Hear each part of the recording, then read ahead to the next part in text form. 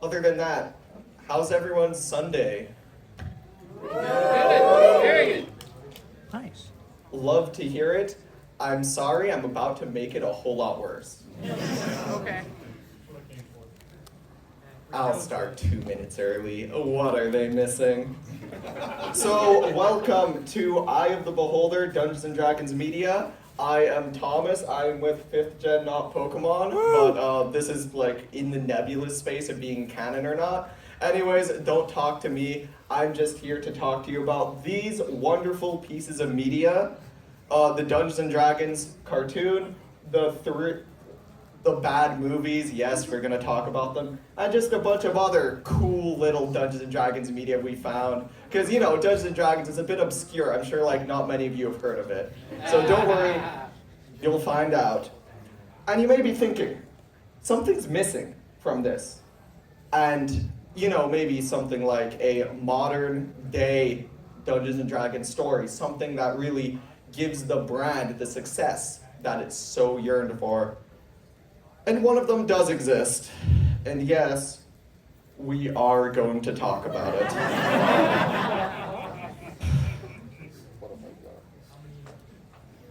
But before we fully start, I think I owe it to you all to explain who Dungeons & Dragons is for.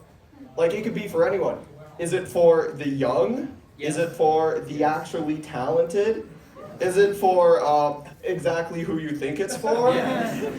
Is it for Chris Pine exclusively? I mean, that's an honest option. I'm being for real. And so I did my due diligence. I did a bunch of research. Everything was inconclusive. The only thing I was able to find out, D&D is not for children. Yeah. And we know this because when consulting the Spirit Halloween website for the Adult Dungeon Master costume, you can see it's sold out on everything large and extra large. And that may sound like, oh, okay, only adults buy this, that makes sense. Well, no, according to the size chart, it runs incredibly small. Like, I'm an extra large according to the size chart. And if there's only small and medium in stock, that means it must only be for adults. And what better place to start us off on our unfortunate journey than with the Dungeons & Dragons cartoon? And what better place than to talk about the cartoon than the intro itself? This goes on for like 7 seconds, and thankfully it says the like air dates there, because that's the only time I have them in the channel. Dungeons and Dragons ride!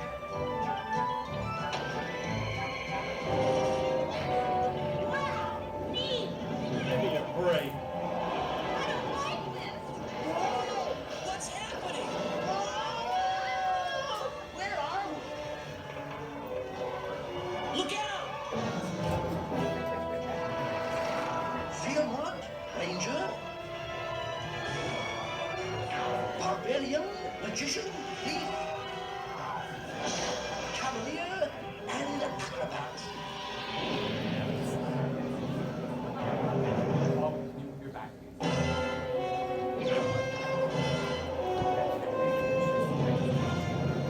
was that? That was Venture, the force of evil.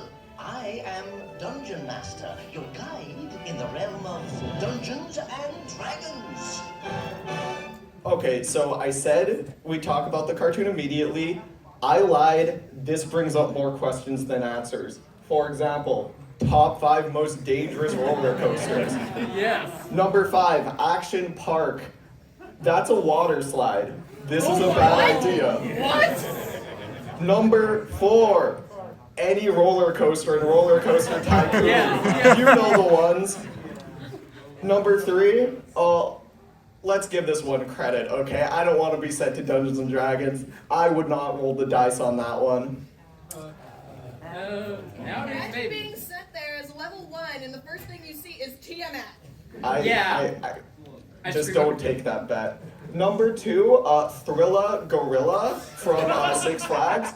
I rode that with Max and Andrew, and afterwards my pelvis hurt. So I don't know what's going on with that. And the most dangerous roller coaster of all time, it's anyone at Legoland. I mean, think of how uncomfortable it is to step on Legos. Now imagine riding a roller coaster made of Legos. Not safe, not fun. Not that bad, actually. Yeah, I've been on that one. That one was good. Just why? Why? Like, why are we here? Why Dungeons and Dragons? And why is yen weakening, apparently? And I really need to justify this panel's existence to everyone here, obviously. And so the only conclusion I was able to reach is Dungeons and Dragons is anime. Yeah. And, let me explain. It was created by Kevin Paul Coates and Dennis Marks, who, let's be clear, they don't make anime. And it was executively produced by Gary Gygax, who, let's really be clear, definitely does not make anime. It was animated by Toei Animation. Really? And you may know Toei Animation. They've made a lot of your favorite shows.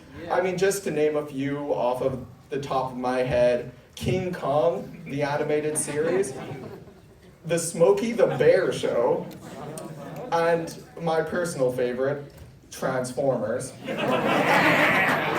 So, with all of this established, the only reasonable thing to conclude is that Dungeons and Dragons is anime. Okay. Yeah.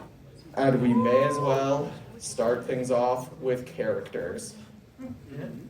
Bobby is the barbarian of the group. He's young, headstrong, and he's got a big heart. He loves his pet unicorn Uni.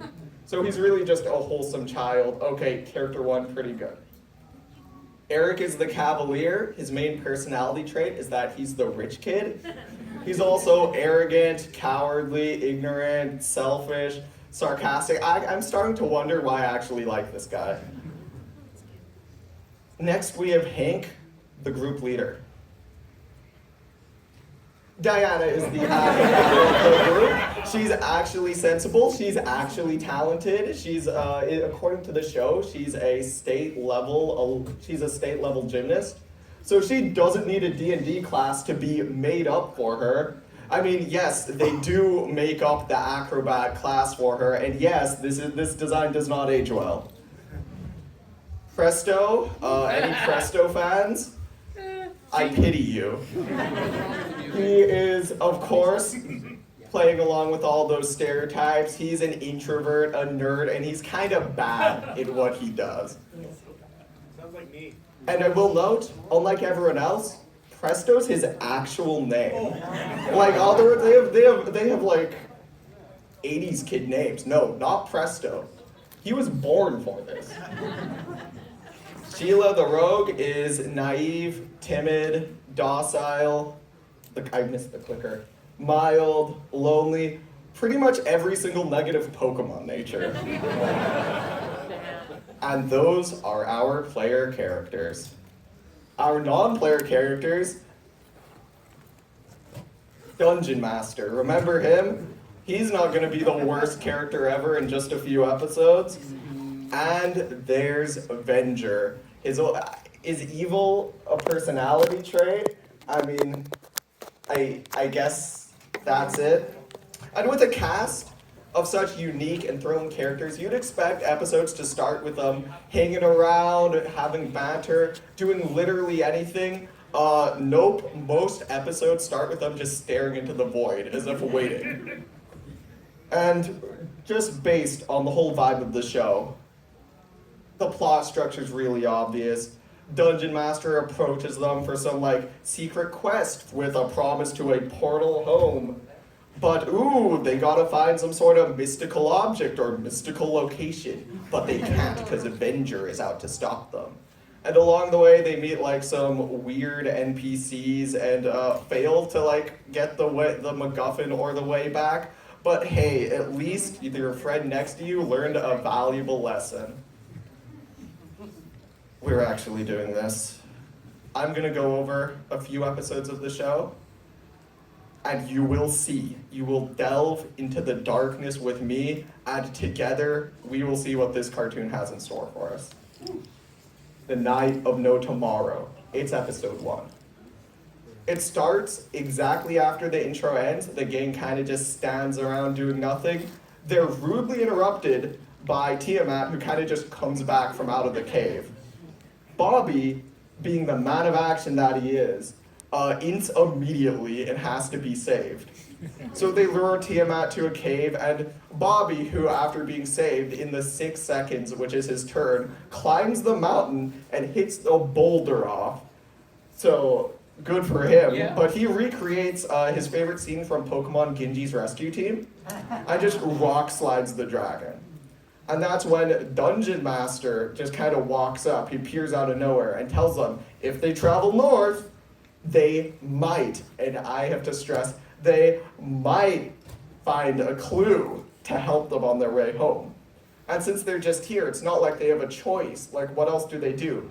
So they accept, and then Dungeon Master disappears behind a pillar, presumably to partake in some, like, debaucherous activity. So the gang heads north. Eric, he's the only one to attempt any sort of sun protection. I will remind you all, it is a con. Eat, shower, use deodorant, take care of yourself. Drink plenty of water. The group decides it's time for lunch, and they want burgers. So they're gonna bully Presto into pulling burgers from his magic hat. And he tries to do that, but the beef he summons is just a bit too raw. On their way to Helix, they reach a floating castle, Merlin's floating castle, and being player characters, they're absolutely unable to resist the temptation of not the main plot. Yeah. So they climb up and meet Merlin, who's this all-powerful, all-knowing wizard who can do anything but grow his own hair. Eric, who is already done with this NPC, decides to leave, but is jump-scared by Tiamat, who is back for revenge. They then lure Tiamat into a trap. I mean, it's not looking good falling for this. Whatever. Tiamat's trapped in the dungeons. Who cares? Sensing his magical potential, Merlin offers Presto a chance to stay behind and teach him magic. They just met. The group sees nothing wrong with leaving Presto with a strange old man, so they decide to go forward without him, where they successfully reach the town of Helix. Meanwhile, in his first magical lesson, Presto's first step is to stir a cauldron and not ask any questions. And he can't even do that. He means to make a portal home, but he accidentally releases a horde of dragons that go down to attack the town of Helix. And at this point, you may think, Merlin, he's about to come here and burst a blood vessel. He doesn't. He comes down and reveals himself as Venger in an act of mouth stretching that would make even the mummy proud. Knowing that he's messed up and that because of him an innocent town and all of his friends are gonna die, Presto gives us his best YouTuber apology face.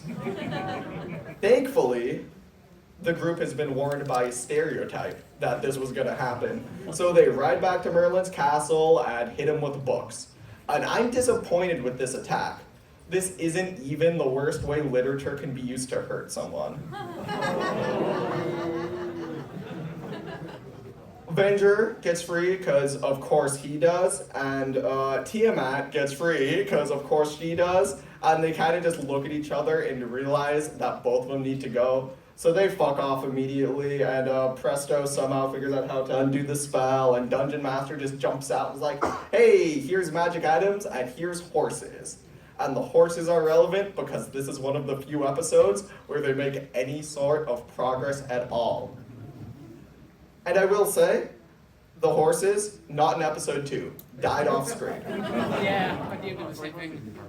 Eric wants his own horse, and Presto, realizing getting 5% more confidence, realizes he doesn't have to let himself be bullied and he can in fact bully Eric, summons the cow from earlier who licks Eric, and then they ride out into the sunset without him and roll credits. Okay. What the fuck? Standard D&D session. Yep. You may be noticing a pattern with this show. They all make fun of Eric. Yes, I get it. He's the rich kid. He does deserve it.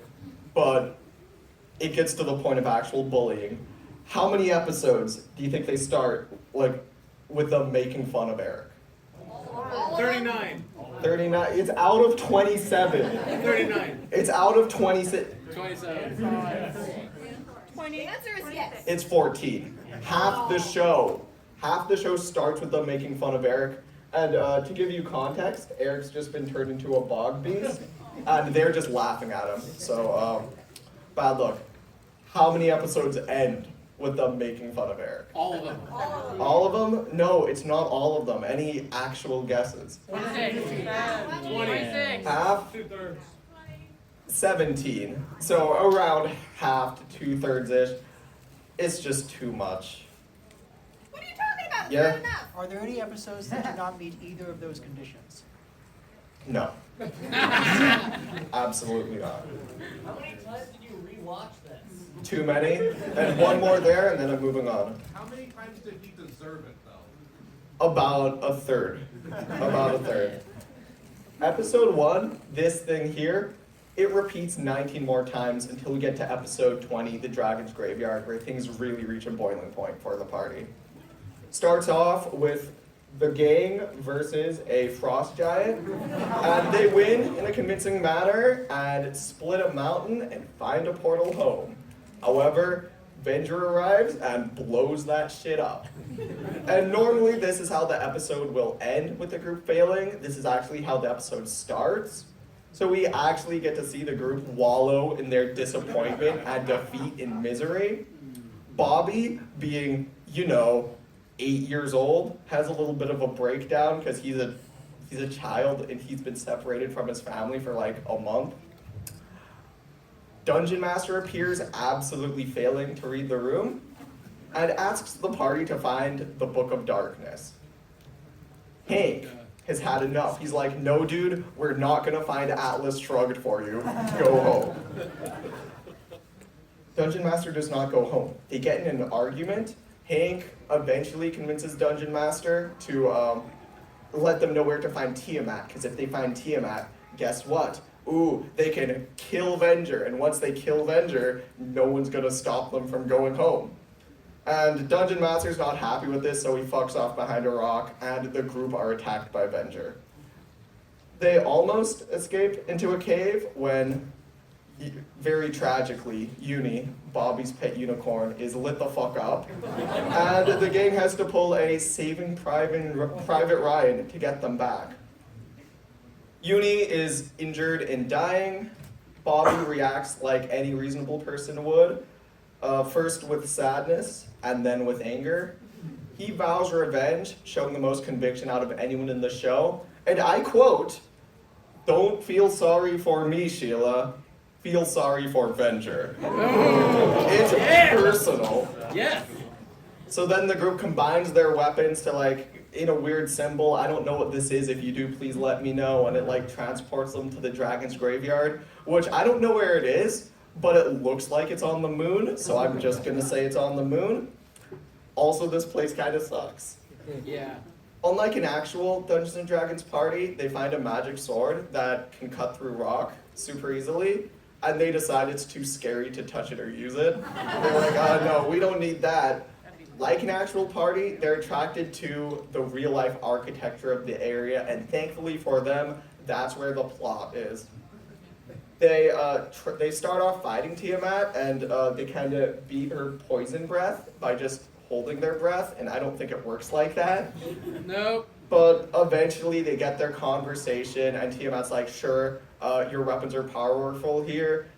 I'll get Venger here, you mess him up. So Tiamat then Kool-Aid mans her way into Venger's studio apartment and kidnaps him pretty handily. And I will say, this portal could have gone anywhere. Could have gone to space, could have gone to lava. Nope. Stuck with the original plan and sends them to the Dragon's Graveyard. Weird choice, but okay. So it's the group versus Venger. We did it. Oh no, Venger brought his friends. I'm not going to say these skeletons get clowned on because it's actually one of the better battles in the whole series, But Eric single-handedly turns the tides by, using the magic items on the ground.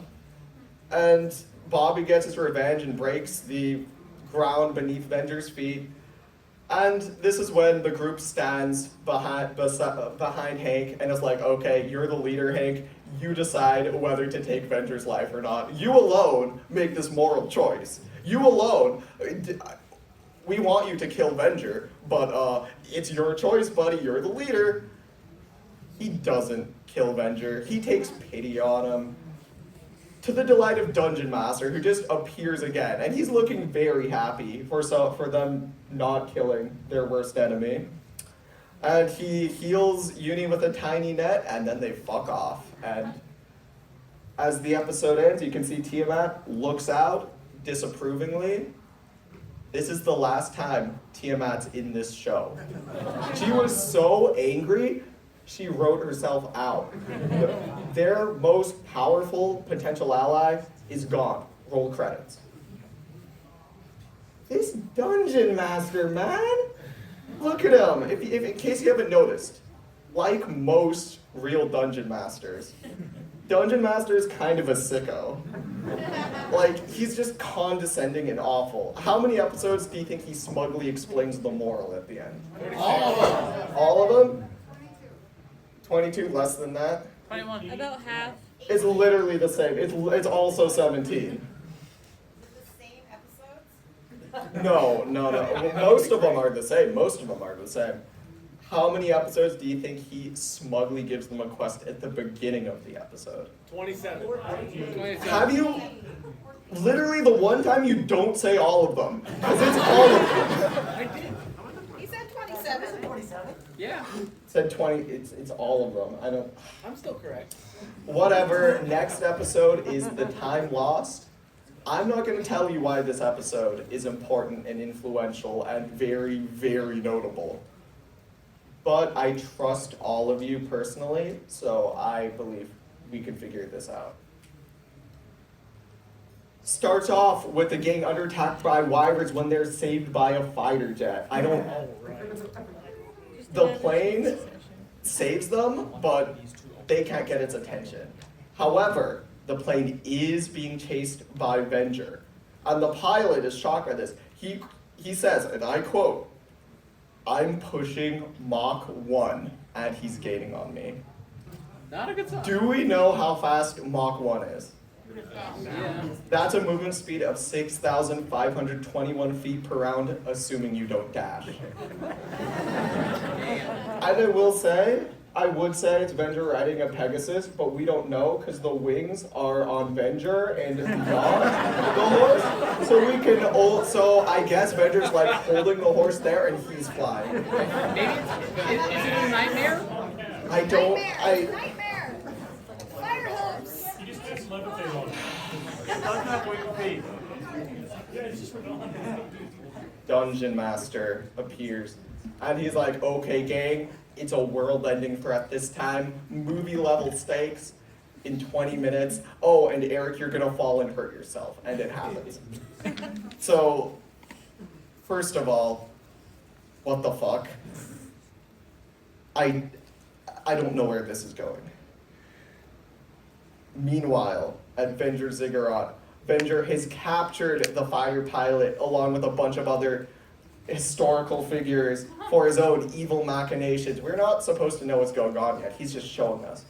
He's got this weird portal that can yoink people from time, and I wonder what he's going to do there.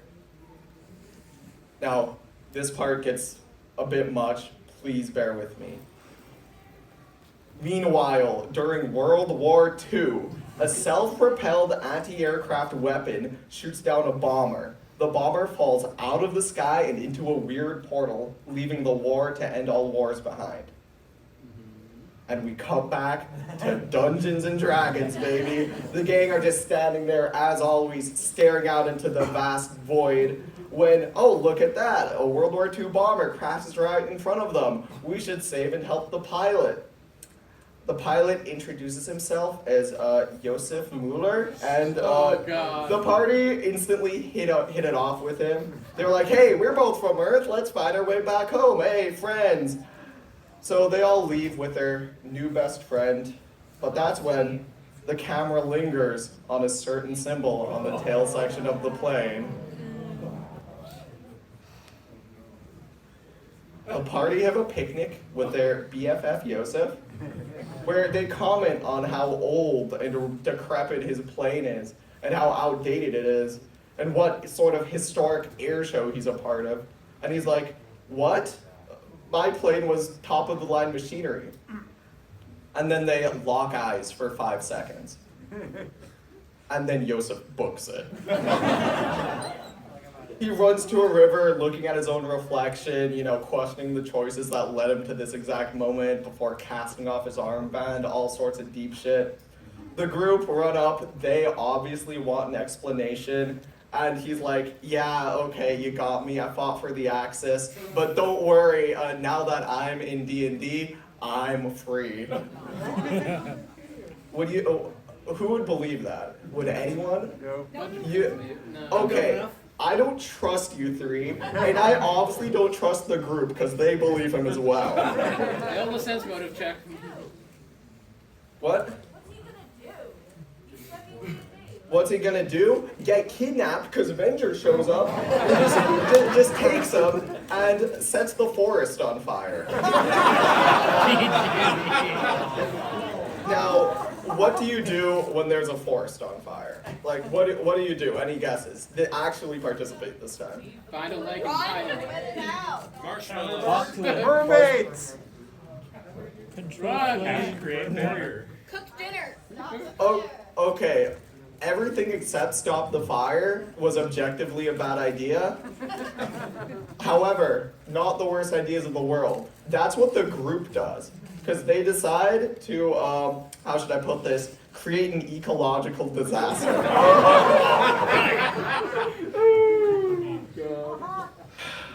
Meanwhile, at Venger Ziggurat, Venger offers Joseph the advanced fighter plane from the start of the episode. He says his plan is to give Joseph the plane, send him back to World War II, where he will win the war for the Axis, making sure the player characters were never born in the first place. Okay, I got it. It's a clever plan. Joseph agrees, as Avenger is only the second most evil overlord he's ever worked for. Yeah. The group comes feeling all butthurt that they were betrayed by the Nazi. And Joseph is like, "Nuh-uh, kids, you're gonna be history." And then he takes off and flies. Hank is unwilling to shoot down the plane. In a surprising twist, Joseph betrays Avenger, destroys the ziggurat, crashes it in before parachuting into the portal as the group cheer. It doesn't. If they didn't like morally convert the Nazi in like the 10 minutes they had talking to each other, like this episode would have gone differently, to say the least. But it's our good friend Dungeon Master telling them they've done the right thing, and that when Joseph went through the portal, he joined the Allies and won the war for them. As the gang looks out over the burning ziggurat and smiles. Question, if Bender wants them dead, why did he just let them go through the portal? What the fuck? What the fuck? Why are you doing this to yourself, man? I wanted to submit panels to tabletop cons, and this was not worth it. Can jet fuel actually melt ziggurat beams? Well, if you look back here, those are lasers. I kind of glossed over that part, but I don't have any answer for you on that one. This Avenger, you start to think like, he wants the group dead, but that was not the best way to kill the group. Does he want the group dead, or does he want to change the war? I don't know. Either way, this is suspicious behavior, to say the very least. And like most shows that redeem Nazis, this one was canceled. I shit you not. Guess what episode it was canceled for? That's right, the Dragon's Graveyard. It was canceled because parents were angry they wanted to kill Venger. That was the notable episode. But, like most good things, the fans kept Dungeons and Dragons alive. They had a official radio drama finale to the whole series. The fans actually made an entire comic about it. And, you know, during 2020, some of them had a few extra hours, so they reanimated the whole episode with amateur animation and episode clips. I'm not gonna, like, poke fun at this. The fans reanimated a radio drama. Like, they gave us the finale the show was too canceled to give us. And unlike the other 3 episodes, I actually want to talk about the true finale of the show, Requiem, with a bit of respect, because people actually worked hard on this one. No. And before I begin, I must note that this is fan animated. This direction only would happen from this fan project. Nothing this interesting happens in the actual show. Nothing like this, a background happens in the actual show. And oh look, the episode begins with Dungeon Master and Venger talking? Well, really, Dungeon Master just kind of rolls up on Venger and they have to talk because you have a choice. And they make a bet. If the players win, they succeed and they go home. And if the player characters lose, they die. Which, that sounds cool and all, but those are the stakes we were supposed to believe already existed for the previous, 19 episodes. It starts off with a gang versus a Hydra 3-headed dragon. I can't exactly tell, but whatever the case, it's not going particularly well. And like most religious groups, they pray out to their god, Dungeon Master, and Dungeon Master pretty much just tells them to fuck themselves. So they barely survived this battle. In their defeat, they look upon twin sons, and I'm beginning to realize I didn't know there were 2 sons here. Either the fans who made this know D&D lore better than the actual show, or they really like Star Wars, one of the 2. Why not both? But the redness of the ground and the sky reflect it is once again another boiling point for our good old party. They fight over which direction to go in, which is the most realistic Dungeons and Dragons thing I've ever seen. Thankfully, it's diffused, and they're able to camp out under the 2 moons. And again, I had no clue there were 2 moons. That's when Venger approaches them, and he's like, listen, if Dungeon Master's so smart, why have I been able to stop you for 26 episodes? I will let you go home. Me, Venger, if you take this key, go to the cenotaph, and yeet it into the void. And this splits the party. They factionalize. Eric, Sheila, and Presto, they want to go home. They're so sick of this show. They want to go home. So they decide to trust Venger and trust his plan. Meanwhile, astoundingly, Bobby, Diana, and Hank actually trust Dungeon Master and do not trust Venger, don't want to go with his plan. So they kind of split up and fight each other, all this sort of stuff. And I will say, you know these toys? They're still available now. Eric and Presto, $25 of today's money. That's not bad.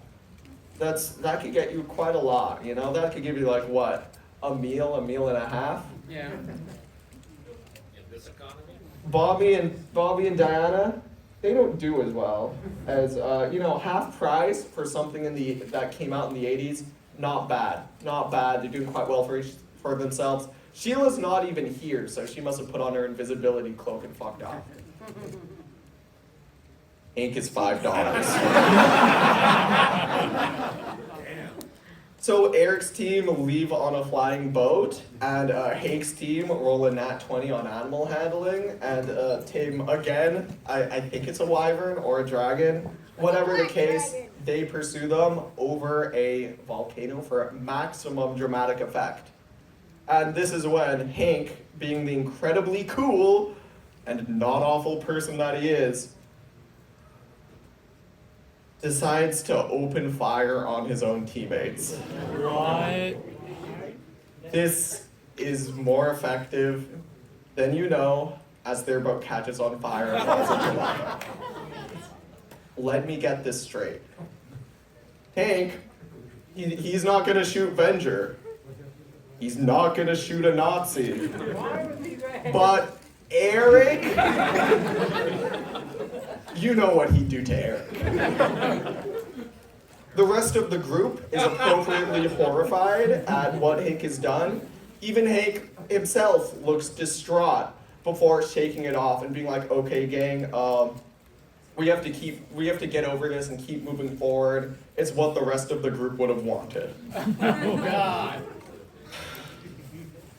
Was Hank a Nazi all along?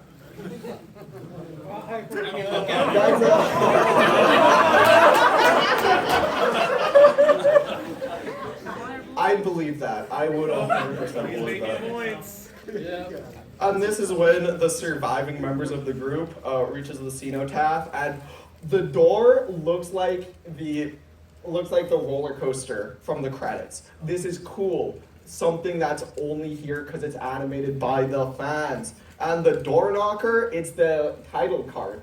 Again, another cool detail because of the fans. Again, I can't stop talking about how many cool details the fans actually put into this. And oh look, Eric, Sheila, and Presto have miraculously survived the whole thing. Eric is ready to bury the hatchet even though they almost were just murdered. Hank, however, is still mad they want to work with Venger. They resume their arguing. Hank is like, okay, forget it, you have to go through me. And Eric is done with this. He's like, okay, Presto, fuck him up. And unlike Ash Ketchum, who would take the blast, Hank jumps out of the way like a little bitch. So they kind of just tumble into the cenotaph where they're attacked by, I think it's a slime monster. That's right, a slime is the most dangerous Dungeons & Dragons monster, apparently. And look at that, that looks handmade. Again, thank you, the fans. And they defeat it, climb the cenotaph, reach the void, which looks like a Shooting Stars like mashup, vaporwave album. Like that's I don't know. Also someone's face. Yeah. Yeah, profile. I I never see saw it. that, It's Yeah. George Washington. but I didn't have time to see it as Eric and Hank were still fighting, and Hank accidentally falls out into the void. We did it! We did it! He's gone! Good riddance. Did he have the key? Did he have the key? No, unfortunately not. And unfortunately, the slime comes back and assaults the group. Eric is the only one free at this point. He has the key. And that's when he has a flashback to all the wise words of Dungeon Master's advice and decides last minute to trust Dungeon Master's and Hank's intuition. So instead of throwing the key away, he decides to do their plan, which was to use it on a random door in that room. And as he does so, bursts of blue light burst from the door. They go all across the realm, opening portals, where the people, they see these portals to a lush new world, and they dip from Dungeons & Dragons immediately. The monsters also leave, so we can only assume the new world will be equally trashed. Also, Hank turns out to be alive. No. Not even Avenger is safe, as he's zapped by the blue light, which removes him from like his evil essence. And I will say, this clown, it was the villain the whole time. This is what he looks like. This is canon. This guy. 27 episodes.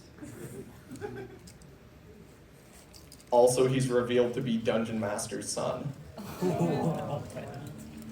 blah, blah, blah, the gang can finally go home, I don't care anymore. That's when Presto pulls the good old like, oh wait, but Venger disguised himself as Merlin and promised to teach me magic, so I'm staying behind and teach me magic. And the rest of the group, they're like, okay, Presto, your name's Presto, there's nothing for you in reality anyways. So you can stay here, and they leave. Roll credits. I'm still on the fact that Dungeon Master fucked. I don't want to think about that. I'm moving on. Unlike the other credits, which scroll from left to right, from the edge of the roller coaster to the edge of the theme park, this one scrolls from the edge of the theme park to the edge of the roller coaster, where you can see the group made it. They made it back, and this detail, it's only there in the fan cut. This is not a radio drama scene. Thank you, the fans. So we're what? Almost 50 minutes in and still talking about the cartoon. It's finally over. Okay. All right. Was it worth it? Yeah. Was it worth it? Yeah? Yes. I'd agree. Do you think this show would make a good D&D game? No. We'd try to strangle the DM if he did that to us. Yeah, oh look, it looks like we still have a lot of time. So I'm just gonna quickly go over why I love Dungeons and Dragons 4E. I think 3.5E is outlaying. And if you look, what? It's my panel. Friends don't let friends talk about 4E. My panel looks so. Move. You in what slides? I still love you. You mean What? these slides?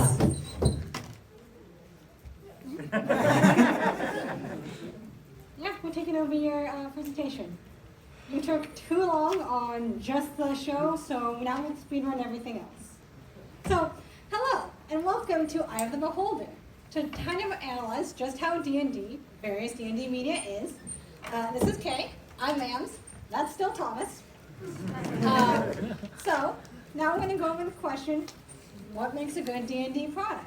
And with any luck, we'll entertain you along the way. So, we've pretty fairly established just who D&D is for. It's for the adults, like basically everyone in here. And really, based on all the products we're going to explore next, that's still pretty fair. But that doesn't really answer what D&D media is, does it? Because like a lot of things are meant for adults. We've seen the shows last night. And we can't just say it's only content with D&D in the name with all that official branding and everything, because that's just boring and the coward's way out. So we did the hard way. And so that's where our scoring system comes in. Throughout these slides, you're going to see us kind of give a rating based on the different aspects of D&D. So we're going to kind of go over high level what that means. So let's start with the plot. Whoever tells you the plot doesn't matter is a liar and should be shamed. A good plot can keep your players hooked, and when done really well, can keep them going from, wait, we didn't pick up the Holy Relic Chekhov's gun. Isn't like this battle completely impossible now? Because they're going to be so drawn into your massively convoluted plot, like revolving around your lich baddie and his capitalistic reign of terror, that they will be 100% on board. But for the sake of this presentation, though, we're going to keep it to two basic principles. Is your plot kind of the patched together nonsense definitely made to accommodate 5+ people with very different ideas and a very, very stressed DM in the background that somehow still keeps everyone involved? And the second one, does your plot have a generally central force screwing with your characters as the main device for the plot, which is not your DM just getting revenge at every single moment they can? So how well the media addresses this is going to change that plot score. So next up is entertainment. Like the concept's pretty straightforward. Are you having fun or not? All right. Some more details.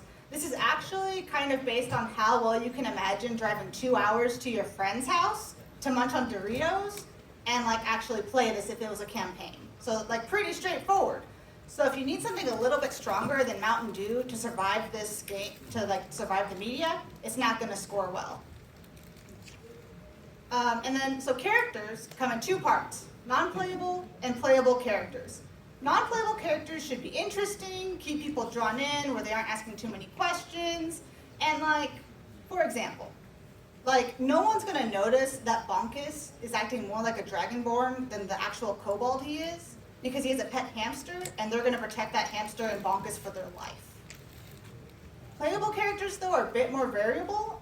In general, this should feel like your average D&D party, where the character is a bit disjointed with different backgrounds, goals, abilities, because everyone wants their player character to be the guy. There's no such thing as a normal player character in a D&D party. Alright, last up is D&D-ness. So basically, this kind of includes a consideration of everything we talked about already, but also the mechanics. Generally speaking, D&D media will contain alignment structures, variable fantasy races, character classes and skills per class, hit points, or limited spells, and some sort of leveling or progression. If a piece of media has a good balance of all the other elements and the mechanics, it's going to score higher. So I'm sure you're probably wondering, cool, we know how you're rating it, but how do I know if that rating is any good? And the answer is that 1 is horrible and 20 is great. Anything in between is based on vibes alone and how sleep deprived I was when I was passing out crumbs to these franchises. All right, cool. Then let's get started. All right, so we're going to start with an honorary mention of all the podcasts. In principle, they're pretty much as D&D as anything else we're going to cover, but it's basically just putting a recording device between you and 3 to 5 friends, or enemies in some cases, in most cases. So that feels kind of super cheaty when it comes to this category. Plus, I don't know about you guys here, but I'm pretty sure the cosplayers of these franchises can take me in a fight, so I'm not even touching it. We're also not going to touch My Little Pony's Dungeons and Discords, because none of the 3 of us watched it. So it's a little bit unfair. Not even me. Okay, good. But we're going to assume it's very D&D, just because the screenshots look like they were arguing a lot, which every D&D party does, so great. Oh, right, there's also the board games. Some of these cheat because they're literally just D&D.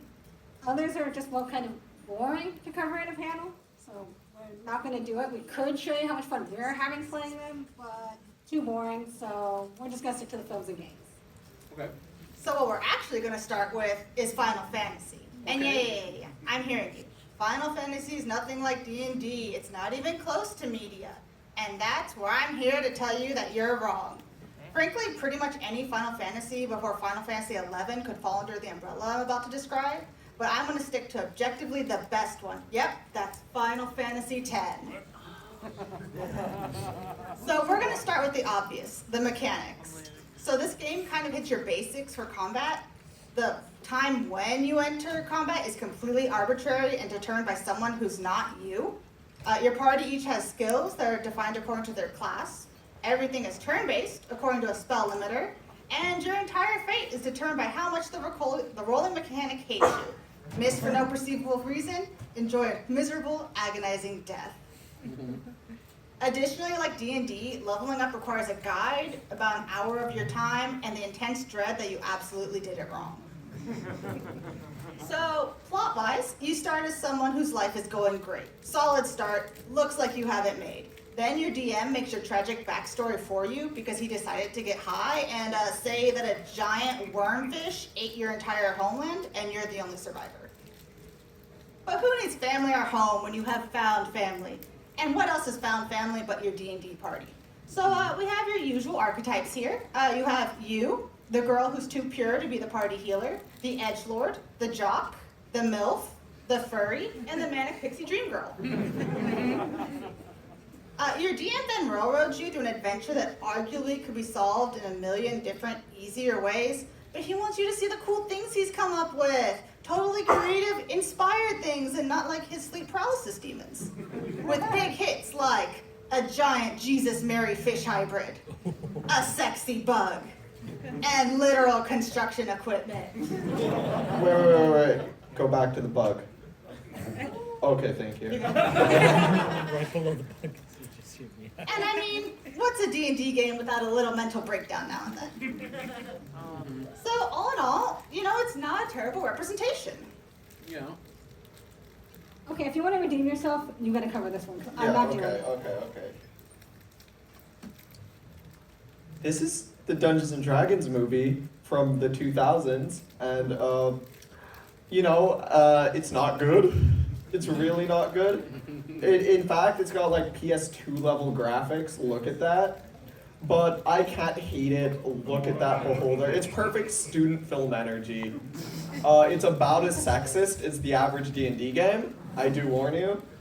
But it's pretty okay. Like, it's a fun time to watch once and not 3 times like I watched it. But I'm done with that one. And there's 2 more Dungeons & Dragons live action movies, and there's 2 more panelists. No, still you. I mean, you did such a good job on the last one. I mean, I'm really proud of you. You should go again. Yeah. We believe in you, Thomas. Dungeons & Dragons Wrath of the Dragon God is not a good movie. Please do not watch this one. It's just not good. They even bring back Damodar from the first one. And unlike being the goof he is in the first one, he's kind of just stoic.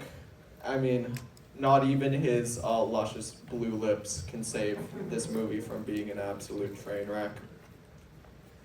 Dungeons & Dragons: The Book of Vile Darkness is better. It's pretty edgy. It's kind of, how should I put this? It's the Shadow the Hedgehog of D&D films.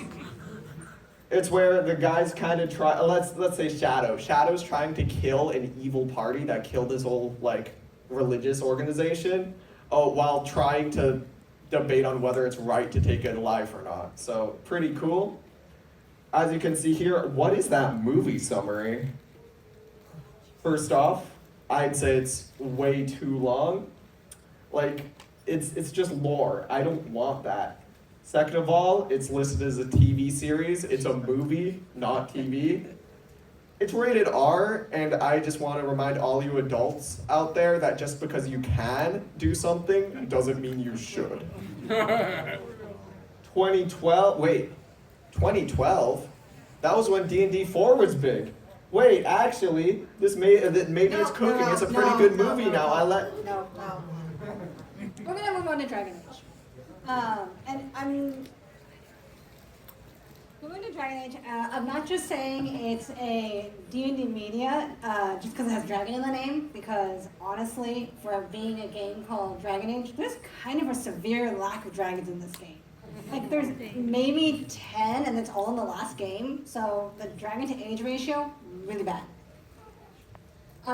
Also, when the first game at least, was pretty much a direct bootleg when it came to all the mechanics. So talking about mechanics in this game is pretty much just off the list because it's just straight D&D.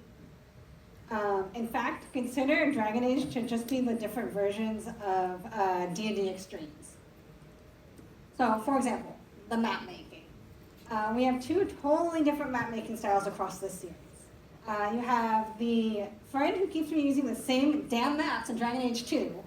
So these 2 places are in completely different spots in the world, and yet they have the exact same map. One's next to the ocean, the other's way up in the mountains. How can they have the same floor plan? But honestly, I'm not even sure that's worse than our friend the Hinterlands here, because I have a friend who still hasn't left. Sometimes I swear I can still hear their voice off in the distance. We also have the absolute extremes when it comes to your companions. There's some bold choices here that definitely would be red flags if you were actually playing a D&D campaign together. Just for a sampling, you have the guy who has a one-liner for everything, the cop, the thirst trap, the gal who only commits a little bit of unauthorized murder, the straight-up terrorist, and the guy who's just the coolest that everyone admires and thinks he's so funny.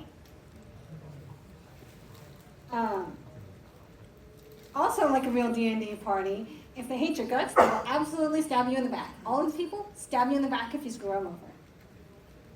And like most every D&D that's gone on way too long and that your DM's absolutely sick of your crap by now, you get some insane final bosses. Like, the kind you're pretty sure that your DM's sick of you and just want you out of their house. So it's time for Skyrim. I mean, technically, the other Elder Scroll games are more applicable than Skyrim, but I didn't play those, so it's Skyrim. Fair enough. Skyrim's basically if you were playing one-on-one D&D and yours and your DM's goals were just to screw over each other. I mean, besides that, and you know, the basic class mechanics, the completely nebulous time period, the pretentious elves, the fact that it takes about 5 hours to get through a dungeon, and that it actually has dragons. I mean, it's really only D&D at a really high level. Wait, what are you doing? So, we didn't watch Honor Among Thieves. But it's so good. I know. So, you want me to talk about it? Yes, please. We're giving you another chance. Don't screw this up. Alright. So, D&D 4E. I mean D&D Honor Among Thieves. I like this movie. I liked it a lot, actually. As you can see, it's my 4th favorite film of 2023. Like, granted, it's no Taz, Quest for Burger, but then again, few movies are. I really liked the characters. Everyone was nice. They kind of stole the show, especially Forge. I really liked Forge. Boo! Unlike the other movies, death means something in this one. Like, they go out of their way. The plot is written just to invalidate how bad D&D's actual resurrection mechanics are. Like, in this movie, there's a certain sword that just kills people. You need more than an hour and a diamond to bring them back here. There's also this, like, competent paladin guy who's a bit too competent and a bit too powerful. So they kind of just write him off halfway through. It's, granted, the film is as charming and clever as every MCU movie thinks it is. So that's a major plus. I'm just glad D&D had a win, and they finally made a good movie, and that movie had a good profit. Yikes. So, something tells me we're not gonna get a second one of these. And if we do, it will be decreased in everything. At least, wait, that's the gang from the show. You can see there's there's Hank, but there's Bobby, there's Diana, there's Sheila. We even see Eric. So that's phenomenal. Unfortunately for us, Uni, Bobby's pet unicorn, mysteriously gone. We can only assume that Uni died off screen somewhere. Or she's in a stable somewhere. Okay, so I'm gonna come up front and say Path of Exile is only like obliquely D&D, but like the similarities are there when you actually play. So first you get a pick from a set of characters who are all still very emo and very still important and all that and so forth, and very themselves centric. But really their personalities and history don't matter at all, and not as much as what they can do. And aside from kind of constantly managing your inventory, you can spend most of your time in battle, which isn't really D&D, kind of, but not really. Second, you're absolutely railroaded through a series of convoluted events that are just an excuse to run through different environments and to show off what everyone did for like the environment and enemy design. So fine. And most of the plot threads in this thing come together by coincidence, which, okay, that's believable for a D&D campaign, but still, very mid at least. And last, the bosses feel like they were drawn up by someone who hates you with an absolute burning passion, because that fire beam is almost impossible to dodge, and it's honestly bullshit. But again, the combat's not initiative-based, and the fantastical elements are kind of mid-tier at best. So it's more of a D&D spin-off than actual D&D. So it's kind of just a mid-level D&D representation overall. Right. So because everyone was making a D&D crossover a few years ago, even Futurama got in on it apparently. I mean, they didn't technically have an episode and had to go the direct-to-video route, but still exists, still there.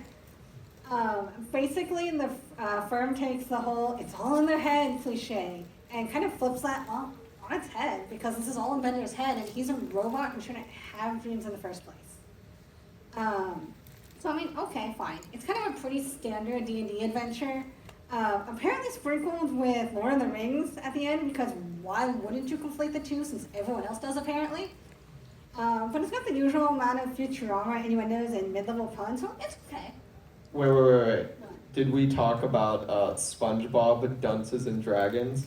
No, we should have. But like in the like Wild West special, they defeat Plankton by stepping on him. But in Dungeons and Dragons, they step on Plankton and he's not defeated. I appreciate your enthusiasm, but I'm talking about Baldur's Gate. Because Baldur's Gate is the D&D game. Yeah. We're ignoring the fact that it's made with Wizards of the Coast, but I'm not talking about mechanics. I'm talking about real D&D. Like, we have your standard party, the noble soul, the rules lawyer, the person whose immediate go-to is violence against said rules lawyer, the person just here to hit things, the emo girl, the guy who's here for the furries, the woman who's here for those with the step on me kink, and the guy who's just here to look pretty. You also have the choice to, be good, or to be just the absolute worst person alive. We have vast, interesting landscapes full of adventure, with delicious dinner provided. I fucking hate that area. You also get to have the cutest little companions ever. I mean, look at that third guy. Isn't he just the cutest? I want to snuggle him. We also have the fact that this world is the epitome of, I guess there's not a rule against that. I mean, you can get away with so much shit. And I mean, what's your consequence? I mean, technically, probably prison. But the real answer is fireball. Yeah. We also have the biggest mishmash of romance options.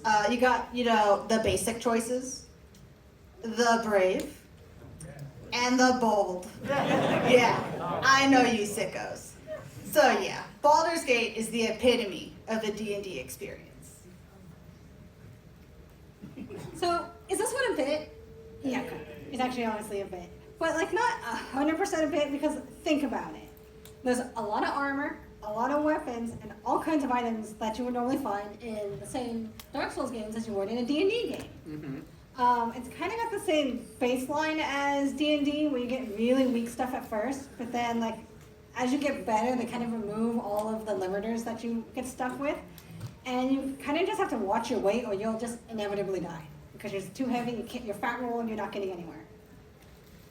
Likewise, a lot of the enemies require some level of understanding and flexibility with your tactics.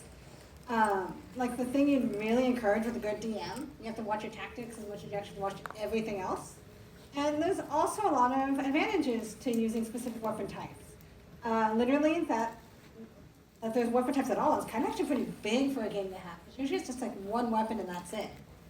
And there's a lot of dragons that all want to kill you. Alternatively, if you think there's initiative, you're gonna die. If you, walk towards a hard-earned loot, you're gonna die. If you think your DM is a kind and loving god, you're definitely gonna die, because that's just an idiotic move. So Dark Souls kind of takes D&D and makes it just absolutely malicious. Mm-hmm. By extension, quick shout out to Bloodborne, which absolutely has we borrowed things from the Forgotten Realms vibe and just named them something else. But might just be Lovecraft inspired, but I'm going D&D since it kind of fits more D&D better. Okay. I'm not talking about this one. I'm not. Why not? No, but Because I'm talking about something that's super D&D. So I mean this one. we could have done a whole panel on that one though. You already did. So I know when it comes to referencing The Hobbit against D&D, we can't consider things that were like actually in the books. So because, we know how time and influence works. And, Tolkien's work was well before D&D. So, that takes out the vague medieval timeline, the wizards, the elves, and my good friend creepy giant spiders. But this movie adds a lot of things that are so typical for a DM who's just desperate to keep his characters engaged and failing miserably. I mean, we have Sauron as a surprise antagonist, because the DM thought the players would get bored. We have this whole orc subplot, which was just another desperate attempt to keep people engaged. We have someone picking up a girlfriend who you're pretty sure didn't exist when the campaign started. And I mean a bunch of other things that you just know have the players ready just to, like they would leave immediately if it wasn't for the fact that the DM drove them there. So I'm going to talk about one of actually the best D&D references that we've ever seen. So Assault on Dragon's Keep from Borderlands 2 is just, there's a lot of love in this DLC. Like, it's impressive how you can turn a complete shooter game into a D&D game. Like, they even include dice as an element to this, which is really impressive. And so here's the thing. Tina is like one of the meanest DMs you could ever have. She is a cruel DM. But her world's definitely the kind that I would love to have a campaign in. You get to explore all these vast landscapes, pick and choose what you want to see and do, and a lot of times deal with some really cool characters. And like the fun thing is too, is that someone else playing the same player character that you've been playing the entire game, but because of someone else doing it, you get all these cool out of character moments.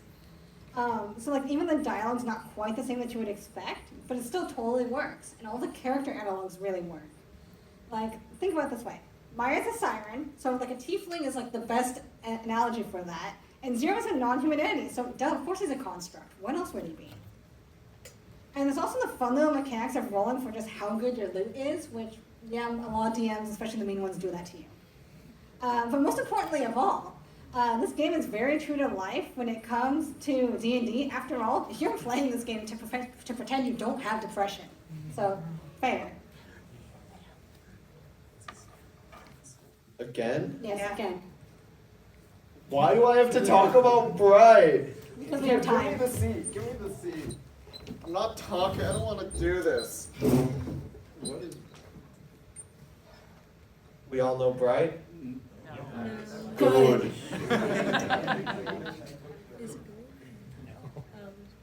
I didn't talk about Bright. I didn't watch it. But instead, I watched the Bright music videos. Oh my goodness. And in the first one, they kind of just solve racism. I mean, that's nice, but don't you think that's outside of the scope for Bright? And I lied, I did watch Bright. It's so bad, it's so bad, it's so bad. The whole movie, I kid you not, the entirety of Bright is just Will Smith being an asshole to orcs, fairies, women, even cars. Like, this is just not a good movie. And why was it a financial success? Why do people like it? Why does Bright have a wiki? Yes, a wiki? It does, and it actually has an anime spin-off now. Bright Samurai Soul. The hell? Yeah, I'm not joking about that. It does exist. But it was a success. That means there's the inevitable possibility of Bright 2. But then, it happened. The snap, I mean the slap. Because of this, Bright 2 was canceled. Will Smith no longer in.